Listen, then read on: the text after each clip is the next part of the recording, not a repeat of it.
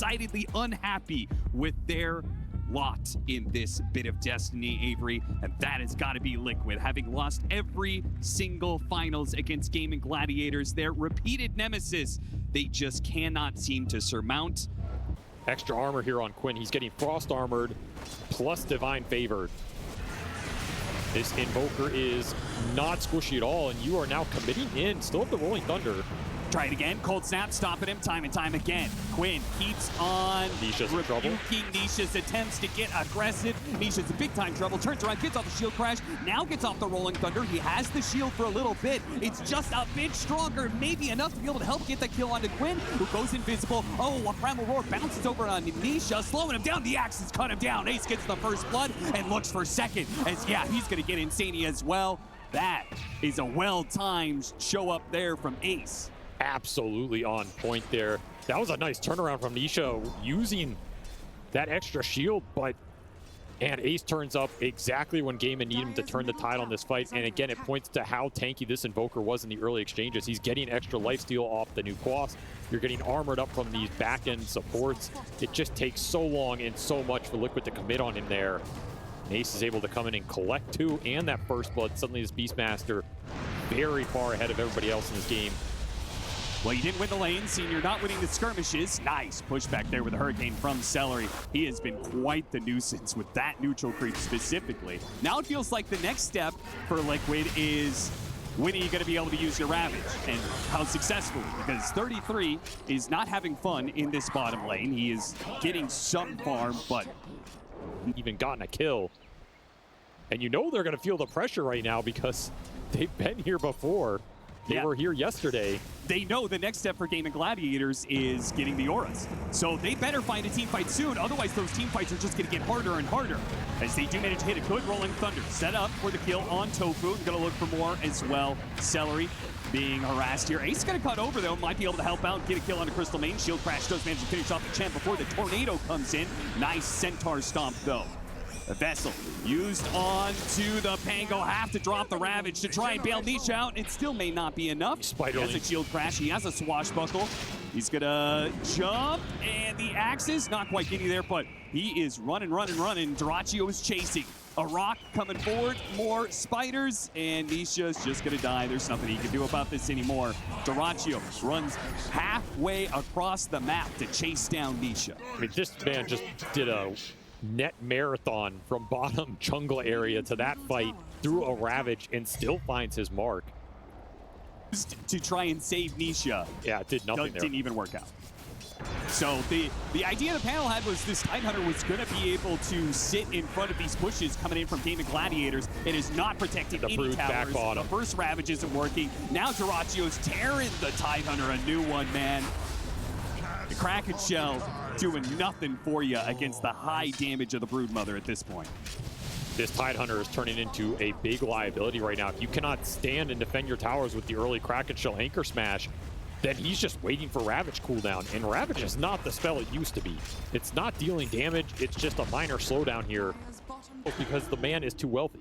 I was going to say, I was like, is he going to wait for Dire Side Roshan? No, he's got the axe. He's going to just do it right now. And I'm looking at this gank team of Crystal Maiden, Pango. Normally, there's plenty of damage between the two, but they are so underfarmed. And I question whether or not they'd be able to find a kill. They'll steal a Wisdom Rune with this. It's worth something. I mean, that's really nice for Boxy. He gets some extra experience here. Hero needs the levels. But Nisha has been left alone. Rolling Thunder does go off just in time. The Ice Path just a half a second too late. Nisha, Monkey King, you have some spells that can be thrown out to easily clear through spiders. 33 crawling back, trying to get back to his tier 2, gets met with 3 heroes from Gaimin Gladiators. So more souls for the Vessel here, as Quinn will happily collect them. No lack of charges in this game for Quinn. I mean, you gotta muster a fight soon if you're Liquid here, just to stabilize the map. Group up, make something happen. And Quinn from bottom, TP's mid. And immediately goes for the gank on Foxy. Foxy turning into the Invoker and trying to ghost walk away, but the sentry's already there in place. Okay. A 3-man gank does kill Duraccio, though. That is a much bigger kill than, honestly, the Tide and the Morphling combined. Oh yeah, 100%. It is worth a lot of gold here early, almost 1,000. Sad though, if Mickey just got that kill and dies immediately, the Sunstrike will add the extra bit of damage required. No chance of escape for Mickey. That is not a super high damage Sunstrike, but the extra 200 is enough to push it over the edge. Use the Rolling Thunder to make sure they get this pick off as it appears. Now, there is no ult here from... He's just like, sorry, bro, I can't even save you. I'm not even going to try. If I do stick around, decent chance that I'm going to get killed by a tornado. Ace is just absolutely out of control in this game. Managed to find a really nice pickup on Duraccio, but he's just going to be straight back at it. You have to be able to stand alone for some of these heroes to control the map, and Liquid are struggling. I mean, Midas on Invoker's a lot about the levels too. Yeah. Even if this gold never pays off, it'll pay off in terms of better spells in the fight. And he's not under a lot of pressure right now, as Liquid just don't have the gap close to get on top of the Invoker and start on him. Man, these cores have just been swarming the map. Zania pops a healing salve. It's a slow hero, though. I imagine they'll catch him eventually. The Axes reveal his position. Not a fun game to be a Crystal Maiden in anymore. Nope, and while they're chasing you around, Jirachi's taking the mid-tier 2, and they could go high ground to force They Liquid are back. going high ground. This is not a team that is afraid to poke and even commit for a Rax if you misstep here. They still have this Aegis up on the Beast. That is how fast this last 4 minutes have been. Yeah, you normally see like second Aegis be the timing to hit high ground, take a lane of barracks. Gaimin Gladiators do it in one. This'll come in handy. They're just playing trying to. so fast right now. Liquid have not had a single break this entire game. They're going to lose this tier 3 at 18 minutes, potentially. Ace jumps forward, goes for the quick kill onto the Crystal Maiden. With Primal Roar used, they have the strength to push forward with the drums beating Ace.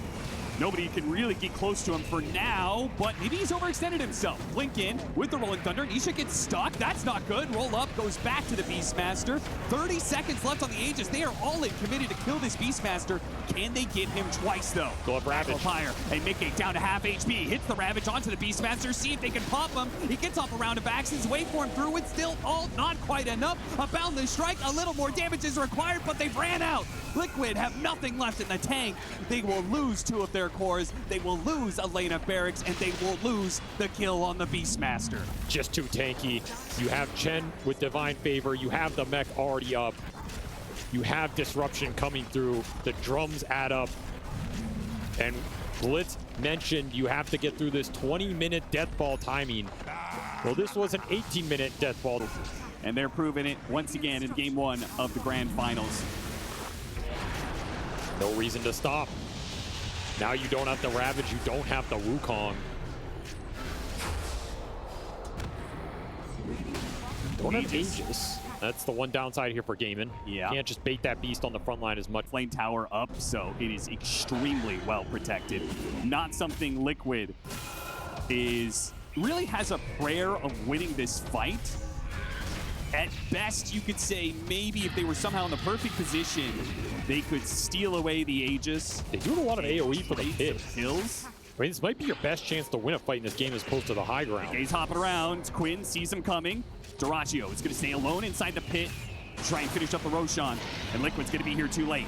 Aegis already picked up. They're in position. This is not good. Liquid has no way out of this one, so they just have to commit. They're going to go for Quinn here first. Hit him with the Rolling Thunder. Not too bad, but with the Monkey gone, there goes much of their damage. They've thrown a Ravage and a Rolling Thunder and everything they have to be able to kill Quinn. They're struggling to get it. The pipe is keeping them alive. They run out of damage for the second time, and before the fight is even done, the fight is done in Liquid. They call it in Game 1.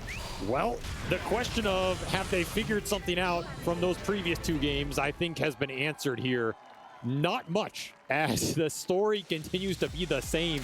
Just absolute domination. Something about this matchup plagues Liquid consistently. And man, Gaimin, they looked so confident, so crisp in this game. This might have been one of the faster, smoother games we've seen from them all tournament, which says something because they've been playing it at quite a rapid pace.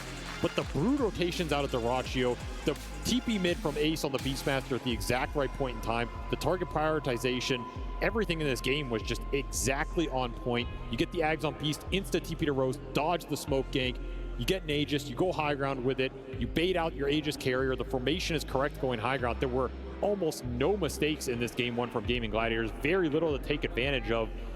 And I still go back and back again to the two core problems in this matchup for Liquid, which are